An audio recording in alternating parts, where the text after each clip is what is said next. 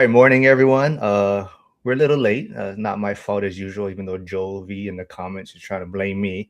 But yes, normally Emily is my regular guest on Friday. Unfortunately, I believe, is selling two homes today, so she has some walkthroughs to get through.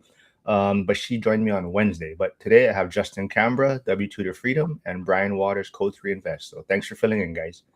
Good morning. Thanks for having me. Happy Yeah, Friday, yeah. everyone. So they actually have met each other also at Thatch Squin's event, right, in California? That's right. We didn't meet in person and talk, I don't think, but Oh, Brian literally saved the day. So like somebody had fainted in the crowd, Oh, I think, or passed out. And then Brian jumps to the rescue. The Thatch is like, hey, is anybody a medic? And then Brian jumps in and like takes care of it. And I was like, wow, who is this guy? oh, Come to find out, you told me that Brian was at the event. And it wasn't until after the event that I connected it was Brian. And then I actually saw Brian at Bigger Pockets, walking through the hall, but we hadn't that's connected. right. Well, we're like two brothers from other mothers. I'm glad to be in the Exactly. same room with you, man. well, Brian was trying to look for Justin, but I think he was surrounded by He's, a lot of people at he, he Thatch's had like event. he had a bunch of deep pockets surrounding him, just trying to throw money at him. He's like, I like wish, man. I'll get to that guy later. He's Yeah, important, but but like I said, we're gonna dig into this video. Nothing is really truly passive. Maybe it's kind of a video Justin sent us to take a look at. Unfortunately, that video got pulled off of YouTube, so there must have been some controversial stuff on it, right? So, Justin, maybe you can kind of tell us about that video a little bit and what it was about, and maybe why it got pulled off of YouTube. So that video related to a lady I hadn't heard before. It's one of that just popped up on my YouTube feed when I was on the treadmill, and it was a lady talking about California and the unintended consequences that rules that are put in place can cause, and it basically started this domino effect where the original goal was like, hey, let's increase the minimum wage for all our constituents in California from $22 to $25, right? So $3 an hour doesn't seem like much, potentially to some people, but when you multiply that by 40 hours a week, it ends up being a lot of money for the employers. So higher wages turns into lower profits for retailers. And this specific one was Walmart. So then Walmart's like, their number one expense in all retailers is labor. So you just took your largest expense and made it larger. So stores became either unprofitable or just below the profit line that they want. And for grocery, I used to work at Safeway, like 1 to 3% is like fantastic net profit, right? So and Walmart's actually better than that. They're probably 3 to 5. So they ended up shutting down a chunk of stores, and then that was wave one. Then they did some other waves of closings. Turns out it was about 250 stores, and just think about 250 times however many people working at Walmart. I'm guessing maybe at least 100, right? And then they ended up not launching a distribution center, all because of this $22 to $25 an hour wage increase. And then later on in the YouTube, it starts talking about, I think it was Target is doing the same, and then other grocery store changes are kind of trying to consolidate to where let's just take our stores that are profitable, the ones that are around it that aren't profitable, let's just try to get more volume to the stores that are there. And then now how does that relate to real estate investors, right? The last couple of years I've heard triple net leases are the safest thing that's out there today. And I'm sure historically they are, but it just seems like in today's world, which is a little chaotic, if I'm a triple net lease landlord and Walmart's like an anchor tenant, that's going to be, not only do you lose the Walmart, but that's what pulls in everybody else around you, the hair salons, the teriyaki joints, the food restaurant, all that kind of stuff. Yeah, absolutely. Before we let Brian put his thoughts on the video, there is Brian's YouTube channel and Justin's YouTube channel. They should also be streaming live at the same time. So if you can jump over there, subscribe, hit the like, comment a little bit, but always come back here. But definitely go subscribe there. But Brian actually is in California. He's a fire captain out in California, LA. But would you say, did you get a chance to take a look at the video? Yeah, I watched it. It was very interesting. Actually, at first I was kind of like, I was like, oh, this is not too into this. Like, it's just kind of clickbait. But the longer I listened to it, excuse me, yeah, the more you realize that those little things affect everything. I didn't even think the fact that I was like, oh, boohoo, Walmart, they make so much money. And it turns out their margins are super thin. And the main effect is obviously the employees, which are going to be people who are trying to save, excuse me, for homes to buy, or potentially be renters of us for those that are in the real estate space, but also the retail stores that Justin talked about, that were, all near there. There's so many stores that are near there, right? So I have a Walmart, like a mile from here, and so yeah, it's, being from California, I've seen this happen firsthand. One of my buddies owns a Round Table Pizza, and it's been great for years. And right now he's struggling like big time. I talked to him the other day. I was like, "How's business?" And he might have to close down. That's his job. Like that's how he supports his family. And because they had to raise minimum wage, people aren't going to pay $40 for a pizza. They're just going to, you have to pass that cost on to the end consumer. And so that one decision affects everyone, including the ones who it's not supposed to affect. And so, yeah, it's California is going through some of that right now. This is why I invest out of state, my friends, just so we can get into that later.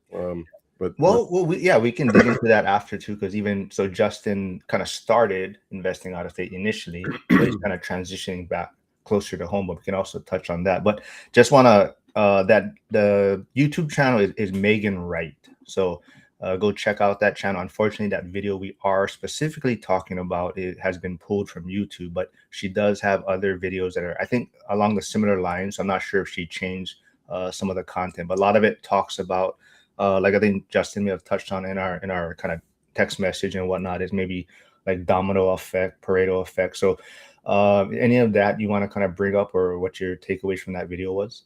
Yeah, I was a ag business major, but it's just agriculture and business combined, ag business. And any business major, any college is going to have economics as like the core chunk of your classes. And there's a Pareto Efficiency is one of the rules that comes up.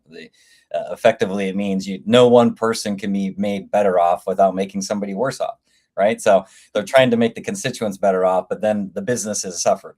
Well, then what happens? Well, now there's these stores that aren't selling, and then the sales tax goes down. The property taxes are going down if the landlords can't pay the property tax. Well, if it's triple net, then it would be the tenant, right? So, these things, when you're making changes, specifically when in the government, because it affects, millions of people at the same time, you have to think about not the very first person that you're trying to help. It needs to look at the macro scale and say, what's the unintended consequences this may have across the whole population. And really what's ended up happening, it comes full circle now. There's less sales tax coming in. There's potentially less property taxes being paid. There's less jobs, meaning, there's less money being flowing through the economy. And what happens, right? California, I think, was already at a deficit, meaning spending more than what's coming in. Now it just got worse. The deficit is growing even more. So it's like they've got to be thinking about what can we do to help stimulate the economy so that everybody can go. Because basically, if everybody's spending money, life is good, right? And what's happening now is because of these artificial adjustments, it ends up turning, some people start spending less. And so if the whole economy starts spending less, then that's when it starts contracting. One thing to kind of piggyback on that, it kind of hit home when I watched that video, and I think Mark will appreciate this or not appreciate it, depending on how you look at it. But a lot of people don't know that your local fire service and your police departments were paid by property taxes, at least in California. So my salary and the equipment that we get, from engines to gear to medical equipment that's going to potentially save your life or your family's life, is paid through property taxes. So taking these businesses out of California really affects not only me as a worker too, but it affects like the service that we could provide. I mean, it's, I love my department to death, but we're driving fire engines from 1998 that are literally hanging on by like zip ties and duct tape. And Wow. we make it work. But I think that, in lieu of all these major fires and stuff that we've had, a lot of that came back to some of the equipment that we have and the short staffing that we have. And so, I'm trying to think of it in the perspective of how it's affecting myself, but it's real. The reality is we go on emergency aids every day. And if we don't have the best gear, the best training, it really is affecting those people on the other end of that too, which is, it was kind of this weird epiphany I had when I watched that video. I was like, this doesn't affect me. And I was like, yeah, actually it really does. Exactly. And then what usually happens, and I lived in California twice. And when I was there, I'd always see the, Gave it a second opinion. yeah, they would be, they would institute, well, let's do this levy, I think is what they call it. A levy for, usually it's schools or the fire department. So the tax revenue, they need more money because they're not spending it correctly, in my opinion. And then, so they're like, well, we need more money to keep these essentials, so for police and firemen and all that, they'll have a levy, which just means let's increase some sort of tax more, or the schools increase the tax more. So, it's one of those where they end up keep trying to get more and more out of it. And it's harder and harder, especially for, most of our tenants are blue collar people. And, if they're not getting that income coming in, then they're not able to pay the rent. So now it affects us as well. So, as usual, Joe V is saying firemen sleep and eat all day. You don't work. True. We do have Steve tuning in from the Bronx. He's just retired from FDNY. So he is investing also in Pennsylvania and Scranton Yes. area. Congrats on retirement. Hyder does say police forces are private services. That's why they are listed on Dun and Bradstreet. Sheriff are the real law enforcement as they're elected, just FYI. But to that point, Brian, I think part of it too is I think people are fine paying taxes to some extent, right? And I think maybe California is the example of, and obviously Minnesota too now and things like that. But people are just tired of paying taxes when they're seeing fraud or money being wasted. And I think, I'm not sure if that video did, but I watched another video from that Megan, right? But she was talking about also like the rail, I believe they were trying to build in California, right? And all this money that was spent. So is that part of it also too? Like you said, you're in California, right? So do you see this wasteful spending in a sense, or is it kind of like a media type of thing? Yeah, to be honest, this might not be a popular opinion, but I think in my day-to-day job, and Mark, you go through this too, or any of the first responders that are on here, we see so much stuff every day. Like my job is to go out. People call us like in the craziest scenarios. Like, I mean, you can't even fathom. So like every call we go on is someone's worst problem. And so it starts to stack up for me, like mentally. And I know there's a lot of other first responders that have some troubles with that over 15 years of these traumatic events. So I got to a point in my life that I'm like, I deal with enough of this at work. I don't watch the news, I'll be honest. And so I know that's probably, I should be doing it more, but the guys will sit there and watch like Fox News, all this stuff, and they get in these heated arguments. I just go out and get in my little Zen area and just be like, hey, you know what? I'm gonna keep doing what I'm doing. Let the world keep turning. And I know these things affect me, but I don't pay attention enough to that stuff. It's I have enough in my brain to and I'm gonna keep plugging along. I'm gonna keep buying properties. I'm gonna keep despite all this crazy world that we're living in, keep trucking, keep moving forward. And that's what I suggest for everyone. So, I'm not educated in politics is, I guess, the point. Well, not so much, but do you, like I said, since you're in the center of it, like, do you see rundown road? I mean, I know everywhere there's rundown road, but do you see like roads that are run down? Do you see homelessness everywhere? Like they're trying to put on the meat. So it's all this, like you're saying, all this taxes and funding is supposed to be used to address these things. I do not know where it goes. Yeah, that's the point. So yeah, I mean, I'm in LA County, which there's really nice parts of LA County, and there's really, really, really ghettos. And so yes, I think there's mismanagement, not only in my department, but also like, all over. It's pretty sad. But I don't think California is the only one that's immune to that. It's across the whole country, I'd imagine. So yeah, I do every now and then get in the whirlwind of Instagram, and you're like, these guys are going to these things. Hey, there's supposed to be a daycare here, and there's we haven't seen kids in 6 months. Like that part's very sad. It just I don't know what I can personally do about it other than just complain. And I'm not a complainer. I'm a doer. So I think you hit on some great point for these people that are, whether they own 0 properties or a couple properties, are already, outside of the W2 world. As you're building the portfolio, you need to start blocking out everything else. What can you control? I think Brian, I watched him on a podcast. He's like, buys 5 properties a year.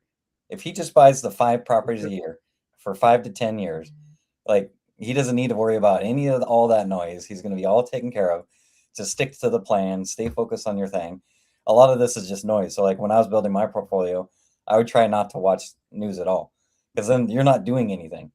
Like, is it entertaining and like what is that? Food, sugar for your brain, but it doesn't actually end up helping you at all to get to what your goal is. So I Yeah, I think appreciate Brian's point of view. Like, yeah. just block it out, hammer down, do whatever your objective for the year is. Focus on that. Yeah, and I think a lot of my clients, and this is happens to a lot of new people, but I get a lot of new people that come into my program, and they want to, they already have all the excuses, and so I feel like almost I'm coaching them on.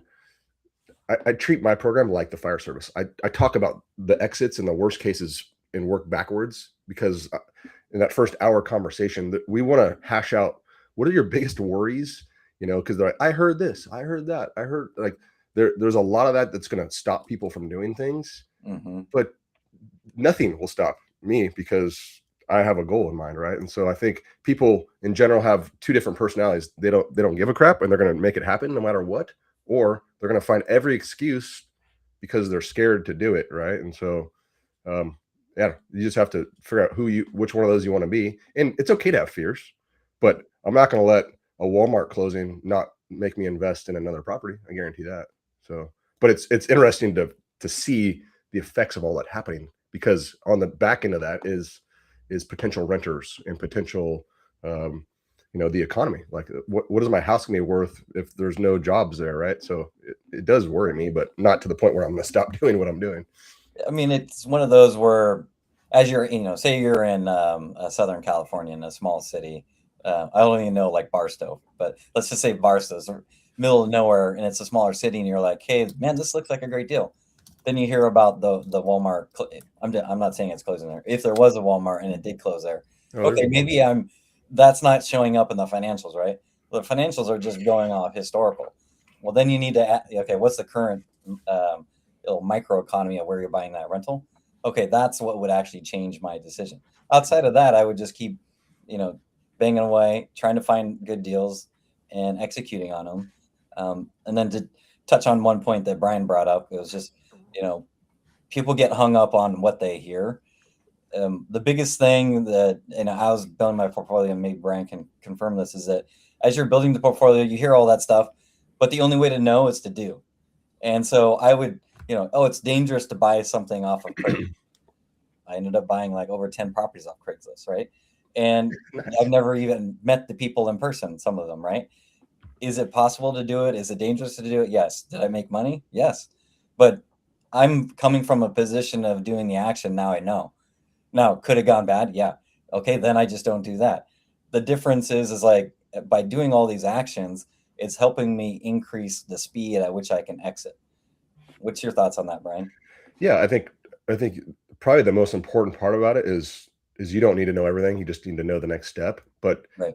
Surround yourself with someone like Justin or Mark and join communities. And I'll tell you this every single time. I still am in communities because I don't know everything, but I have, like, it's almost like I'm paying to have connections to people that can help me answer stuff. Like, the weirdest thing will come up and I'll just throw it out to my network and boom, it's solved. So like, yeah. In the fire service, we live in a world of, we solve problems every day. Like, I don't care what it is, it's going to get solved. And so I still have that mindset, but yeah, I think you just got to do it. And like, I'm still making mistakes, and it's cool watching it's not cool watching this, but you'll see some of these like gurus out there talk about their mistakes. I'm like, whoa, they're multimillionaires and they're still making mistakes. Yeah, we're all human. And you have to change your expectation that real estate is not super easy. There's stuff that comes up, but you're one phone call away to me or Justin or Mark to be able to solve it. But you got to take it slow. You got to know how to underwrite. You got to, you got to think of the exits and stuff first before you jump in. That way you could sleep at night, and I think everyone listening to this probably knows, but the one thing I love about real estate is you can make money even without a tenant there. You could still make money. Like, it's appreciated on the back end. And so I call it the 4 pillars, but the cash flow, the tax advantages, the principal pay down, and the appreciation. If you take one of those away, you're still doing fine. So like if the market's flat and you're not appreciating, guess what? The principal is getting paid down, you're getting cash, and you're getting taxes. That's Right. crazy. Like you're still winning.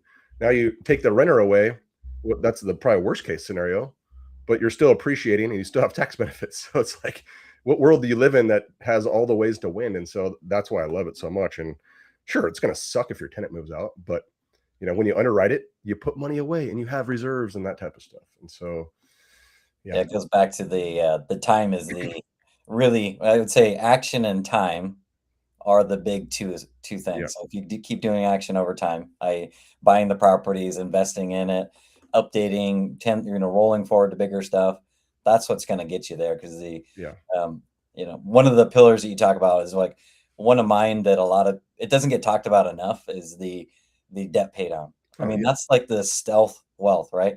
So like I'm almost oh, like close to 15,000 a month of debt pay down. that's Right. incredible. So what is that? It's almost 200,000 a year of net worth increase. Just if I do nothing at all, just the debt pay down, right? And And then if you assume, with the inflation, right? Let's say it's up 3%.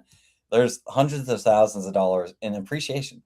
So like the last time I looked at it, it was almost like between appreciation and debt pay down, it's almost a half a million a year, I right? know. So like the longer you go, the more total combined assets you have, and so as you're paying it down and the appreciation, it's just widening and widening. And so time is really the key thing. Action over time is, I guess, the key thing. I love the principle that you call it stealth wealth, because regardless if you have a tenant and they're paying it, we have to pay it. So I Mhm. consider it like, even if I have to pay it, I know a portion of it's going. It's I call it my forced savings account. Like I Yeah, have to pay it, otherwise I'm going to get foreclosed on. And so it forces me. I'm nowhere near that number, but it's fun to watch. I'm getting closer to that number, and you're like, wow, like and it gets better and better as time goes on, like you said. So that's one of those pillars. I'm like, I tell people about. They're like, oh wow, I didn't even think about that. And so it's one of my favorites. And what I'm personally doing is buying properties that are 200 grand and less. And there's a reason, because we're talking about this domino effect. Like, what if my tenants are affected by a Walmart closing, right? Back to that original topic. Well, and they have to move out. Well, my mortgages on all my properties, as of now, are for a reason. The PITI on them are roughly about $800 to $1,000, and that's by design for me, because I have a house in California. If that tenant moves out, I'm on the hook for about $4,500. That's a lot. That's like, Brian is going to be, I'm going to have to go back to walking the streets and making money that way, right? And so, like, obviously joking, but an $800 to $1,000 mortgage, I could pull that from one of my other properties, or I could, you know, pick up an overtime at work, or I could sell some stuff on Craigslist. That's not going to be a game changer for me. So that's by design, and that's why I love those type of properties. So, doesn't mean that's the right way to do it, but Mhm. it's what I do, because it makes me sleep better knowing that and I keep reserves, which is also important.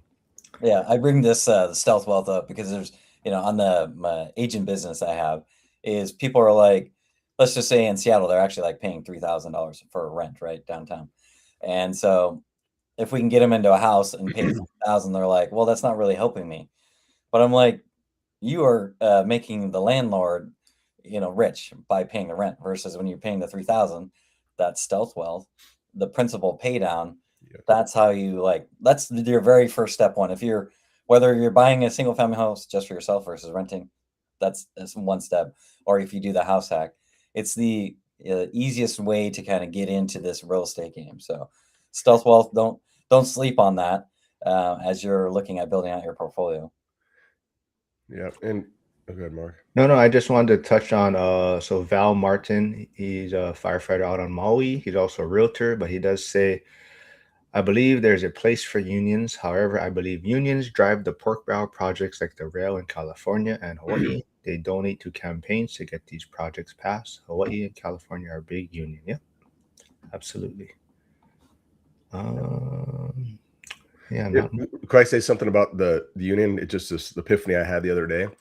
So we're probably about 3 to 4 years behind on our contract, and I'm not complaining. We get paid very well, and so I'm blessed that, you know, I have a union that fights for us. I don't want to do that job. It's a thankless job. So thank you to my union brothers and sisters. But the point is, we've been waiting for a raise. We're way behind. We're not even caught up to like the cost of living, the COLA, right? And so this year with my 17 properties, you know what I did?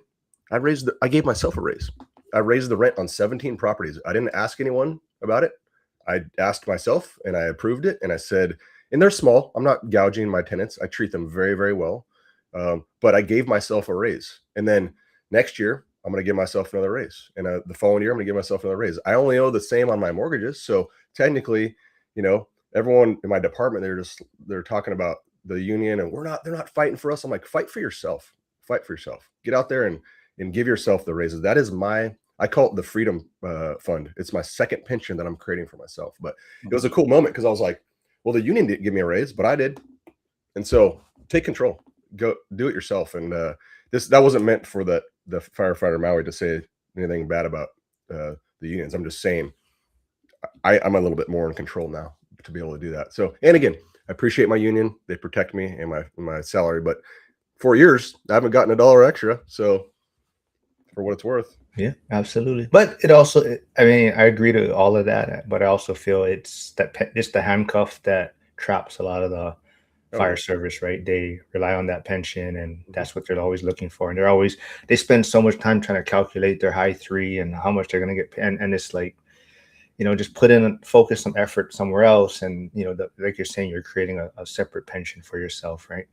Hey, Ali's here. I haven't seen him in a while, but he's in frozen Detroit. He said, but he's investing in a market where Brian's also investing, right? Ooh, let's connect. Well, he's in school. Well, yeah, he should be still in school. I'm not sure if he's going to be in Vegas. I know Brian's going to be in Vegas. Justin's going to be in Vegas. Yes. Unfortunately, Harrison just let everyone know that he won't be able to attend this year. But Harrison Trey Better 99 says, what would you recommend for worker protection to prevent the return of the Gilded Age of the late 19th century? And now I'm trying to think what the Gilded Age interpretation is. Maybe you guys know what Gilded. I'm a dumb fireman. I don't know what that means. I thought he was actually going to say the COVID until I read the whole thing, but that's what I thought what the direction of it was. Gosh, I'm gonna have to Google Gilded Age real quick. Well, what he's worker protection. Well, I mean, I know it's going to be somewhat that's you know the main purpose of the union, right? Is for the employees, and so like I said, there's importance for the union, right? I mean, there's a reason that's there, but at the same time, I can see how like Val was mentioning earlier, where it's gotten to a point where certain things have just been controlled by the union, right? So it's that kind of double-edged sword where it is a challenge to navigate. I guess. I guess one thing to bring up, like my fiance, she has a pension, and you know, in theory, we should have Social Security. I know the unions do very well at increasing income, but they do a great job at increasing the benefits, healthcare, and the pension. Yes. But what I would say, because we're in the same boat here, you know, once we're married, then you know, obviously we would share in the pension, she'd share in the real estate. But the thing that we're doing is we assume that those are zero. You know, there's no guarantee that these pensions, these Social Securities are actually going to be there. They're hypothetical. On paper, you're supposed to get them. But what if there's no money when we get there? So to protect yourself is like, do your own due diligence, start getting in, you know, for us, we love real estate, right? We're always going to tell you to do that. But whatever your niche is, your side hustle, I would be building that up, because even though this in theory is there on paper, if you don't build yourself up in these other income streams, you are 100% reliant upon them, right? And I think you know, I was watching, I can't remember what podcast, but this guy was like, you basically want to become a sovereign nation, which means you don't need to rely on anybody else. You have your own your assets and resources to live and thrive on your own. That's what I would do, is like, even if you have Social Security and you have these pensions, still build up another cash flowing business or real estate or whatever that thing is, because that way you can help guarantee success when you exit the W-2 or when you get to the retirement age. And it happens. I was a pilot for the airlines before I became a fireman, and all the old timers talked about in the 80s. They actually, all the pilots, they lost their pensions. Like the completely just got wiped out. Can you imagine that? Like working 25, 30 years as a first responder or whatever your fiance does, and all of a sudden they're like, nope, we don't have the money. Like that is a real fear. So I Right. couldn't agree more. And is it going to happen? Probably not. But I don't live in a probably not world. I live in a, it's guarantee this is going to work out for Brian. And so, Well, to that point, I mean, that's also why, we're kind of talking about, California specifically and the domino effect and things like that. But it's taking, your finances or your, controlling what you can control, right? And I think a lot of the examples also in that video or that same channel was, for people that, because these jobs or companies are leaving, now one spouse might be losing their job. They're getting the opportunity to take a job wherever the company's moving, maybe let's say Texas, right? So now you have the husband has his job that he maybe can that maybe he's in the fire department, right? And he has his pension and it's like he's in California. Now the wife's job is moving to someplace else. They have this home that their payment is whatever, 7 grand a month, because of high cost of living. And their child's in school. So it's like what choice do they have now, right? Or is she gonna quit her job? So, but that's also why I think it is going back to the whole we have to control what we can control and have our create our own pension in a sense, right? yeah, we have a lot of guys and gals that actually commute because it's so expensive to live in California. They are living in Utah um, and even like Texas and Tennessee, and they're flying in. It's crazy. Like I commuted as a pilot, and I had free airfare, and it took years off my life. I would sit in the jump seat and get to work. It was probably the worst 5 years of my life. I commuted to Chicago just to start work. I had to get to Chicago, and these guys are paying for tickets and spending their day on and off, or the day off to get to and from work because they can't afford to live here, which is crazy. Like I couldn't imagine having to do that. And a lot of it's what Mark said. Their spouses got jobs outside, or their families moved out of the state because they couldn't afford it. So yeah, it's Now, Justin, where you're at is probably the little brother or little sister of California, maybe policies and where it's headed direction wise, right? So is there anything in your head as far as, like I said, you were investing a lot out of state. You're trying to bring a lot of that back closer to you, but now with all these different policies, regulations, possibly, are you starting to reconsider your strategy? I'm not reconsidering strategy. I mean, here, if you can cash flow, the appreciation is much higher, so you get the equity as well. But yeah, that's funny you say that because like sometimes I think leadership in Washington aspires to be as corrupt as California. And now I'm getting very political here, but the last couple of years they did rent control, right? And then now they're talking about putting in a millionaire tax. So a lot of people like Washington and other states that have no state income tax, right? Well, what the proposal is that if you make more than $1 million a year, there would be a state income tax, which would actually be the highest in the nation, is basically 15%. So higher than California, higher than New York City. So it's crazy what they're trying to implement here. So, which goes back to the original video. There's a lot of unintended consequences, right? So if you think about like these high-end tech employees here, a lot of these people make more than $1 million, right? So you're, director, probably higher than director, but director, VP, SVP, business owners. I mean, a lot of these small business owners might make over $1 million a year, right? And if that goes into place, now they're taking 15% out of that. Now that's gonna then start to push people out. Or I mean, in theory, like you could start limiting what people would want to do. Instead of creating one giant company, you create two companies and have separate LLCs or something like that to try to spread out the income over different tax entities or something like that. But yeah, it's very, very interesting on what the rules that are coming into place that are changing the way that people operate. So I could see people moving out of Washington, just like how California has that billionaire tax where they lost some super high net worth people. It sounds like a lot of people are moving to Texas. I think Texas is another no state income tax place as well. One thing I think it's important for all those that are in high income tax states like myself and Justin is there are tax laws and rules that allow us to save a lot on taxes. You just have to know how to implement them. They're not loopholes. They're actually strategies, and the governments want us to use them. And so, again, back to like not watching news and not complaining about your scenario. I personally am not going to be able to change the tax laws in California. I could sign petitions. I can go march on wherever the capital.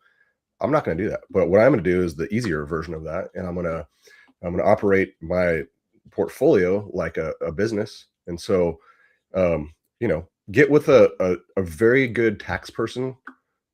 Amanda Hahn has her books that are really, really good. I've talked to her in person. But the strategies that I personally use save me my W2.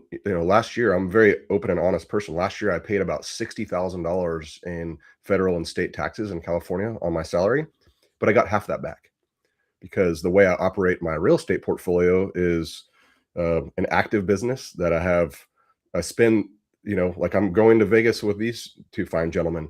You better believe that's a tax deduction. I'm already going, but guess who else is going? My wife and my kids. Guess who's my business partner? My wife, my kids are my employees. So all that stuff that we're already doing. And before that, we're spending a week in Bryan Head to go skiing.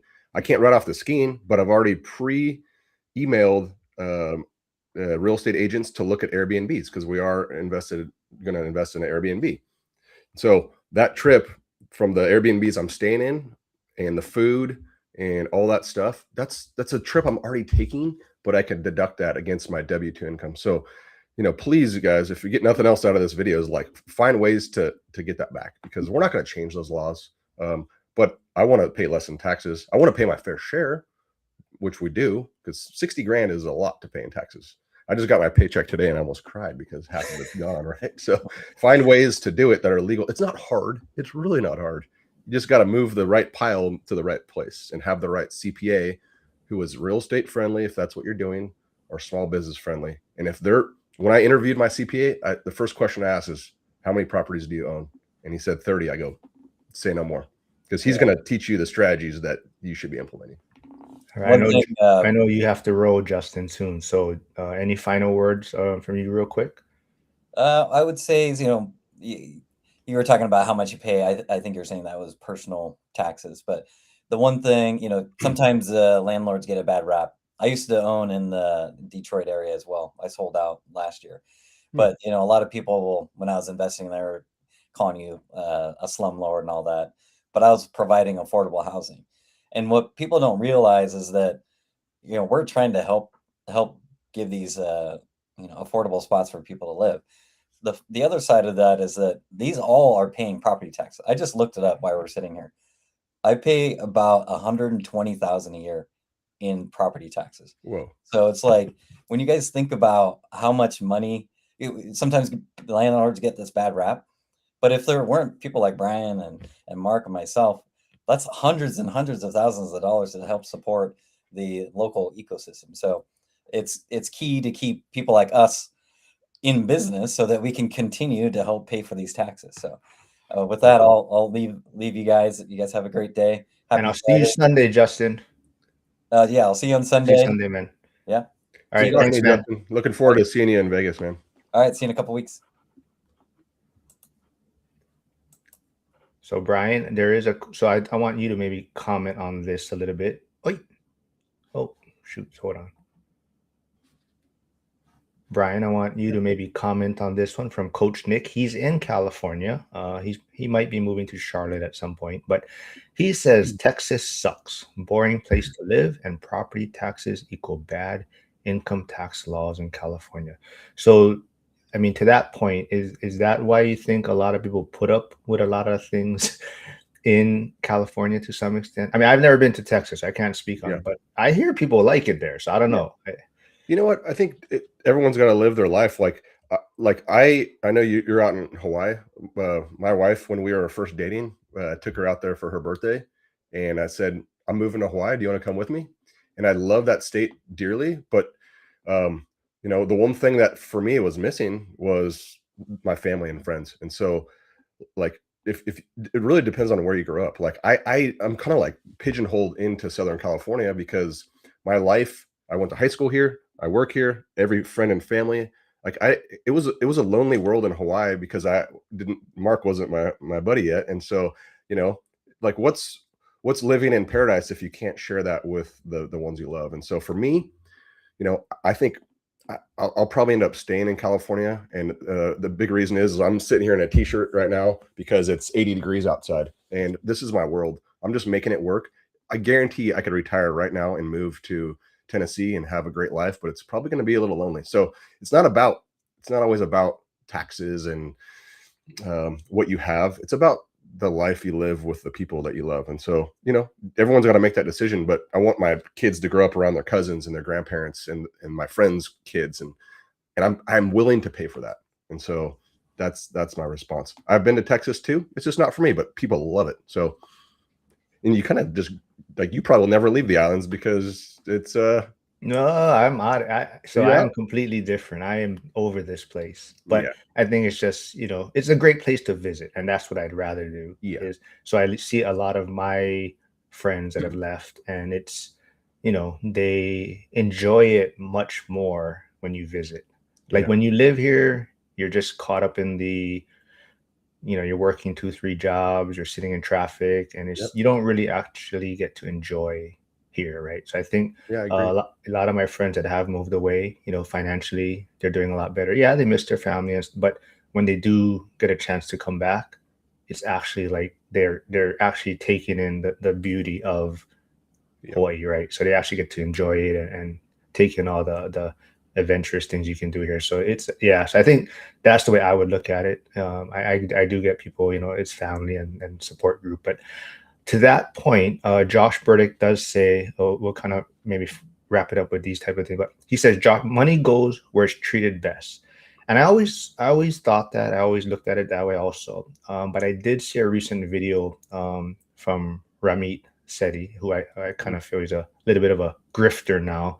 But he had an interesting take on, so a lot of people were getting in an uproar, when New York was going to vote in the new mayor, and he had a lot of socialist policies possibly. But Ramit's video was basically saying that is bullshit. Money doesn't leave.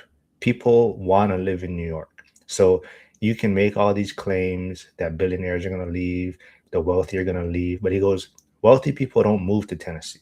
They don't like they want to be in New York for these type of activities or and just like California, right? People are living there for all of the beauty and what it offers, right? So Right. yes, there's these other things that are going on, but there's a lot of people that are just staying there and willing to pay maybe these higher prices and the other shenanigans and waste and all that, but because of what California offers, right? Is that, and like you said, that's kind of why you're staying there too, right? Yeah, there's a quote that says like, the grass is greener on the other side. Well, there's a quote that says the grass is green where you water it. And so I like that quote because like you could make things work. But one thing I suggest people do, because I had a lot of friends in California during COVID, they're like, I'm moving to Coeur d'Alene, Idaho. And I'm like, have you ever been to Coeur d'Alene, Idaho? And it's a beautiful place, but they had no idea. So there was these people that were fleeing because it was like the cool thing to do on social media. But I always encourage people, whatever you do. I love this Dion said this about his like retiring with the financial with F.I.R.E. He said, give it a year period or two. Like if move out of state and rent for a year, and if you like it, cool, then stay. But we had friends that like close friends of ours that moved to Idaho, sold their house in California. They hated it, and now they're instead of living in a 3-bedroom 2-bath by the beach, they're living in a 2-bedroom condo because they completely sold their house. And so give things a test period, and that is going to give you a chance to see if you like things. And when you do that, I think you'll be better off. And it's okay if you like it, you stay. If not, you have a safety net to come back to. Yeah, absolutely. I think that's probably the best way to do it, and really make sure you enjoy that place you're considering moving, and don't just do it to avoid taxes and things like that, right? Like they're saying, a lot of these businesses stay in those areas because that's where the money's being made, right? So he said, Josh Burdick said, the rich may live there, but structure their wealth to be protected. Yeah, absolutely. And I think that's also to Ramit's point, is that the wealthy just are going to navigate ways that other people can't, right? So, but their money a lot of times is going to stay in that area because that's where they're doing business, right? That's where the money's being made, right? So, but we'll see, right? Because it sounds like, and it could, like I said, it could be just the media, but it sounds like people are moving to Texas, Florida, Elon. Well, so that's another thing I saw too, is that everyone is trying to say Elon is moving all his stuff to Texas, but supposedly, and I never fact, but supposedly his AI is still in San Francisco, his tech, and that's like his newest facility, and that's like this his whatever billions of dollars, and he decided to still build it in San Francisco because that's where all the tech is. So Yeah, and when I said I don't watch the news, that's the portion of the news I do watch. I want to know where these companies are moving to, and I invest in Tennessee, and the area that I'm investing in, that's where Blue Oval is being, which is the Ford battery factory, and so Ford decided to go into Tennessee because of the favorable tax laws there, and it's bringing 8,000 jobs. And the neighborhoods that I like are about 15 minutes from there. And so that's the type of news I want to watch, and not the doomer gloomer stuff that's on Fox News, because that's, to me, important to know as an investor. So yeah, to that point, like Josh Burdick says, North Idaho is awesome, but it's a shock for someone from California. I'm in yeah, Spokane, just over the border. And to that point, so there was a Pittsburgh meetup back in September, and one of the investor who's in Hawaii, he's also investing in Pittsburgh. So they went there in September, and he like loved it. He's like, but I bet if he was there today in Pittsburgh, he would be reconsidering his thoughts of moving there, right? yeah, So he's going to show up in his tank top and his flip flops from the ABC store, and he's going to be like, I don't even know it would get this cold in the planet. yeah. So I think that's what happened to a lot of people also. They moved to Idaho from California, and then the winter came, and they're like, wait a minute, nobody told me the weather's like this, right? So When I was living in Hawaii, flying out there, I got a job for the airlines in Chicago, and I didn't even realize that it got that cold. I showed up in a hoodie in Chicago in the middle of the winter, having lived in Hawaii for the past almost 3 years. I was like, I can't believe people. I had to put like 7 jackets on to get my wallet out of my car so I didn't die. Right. So love that city, but I'm not meant for that type of weather, man. I'll tell you.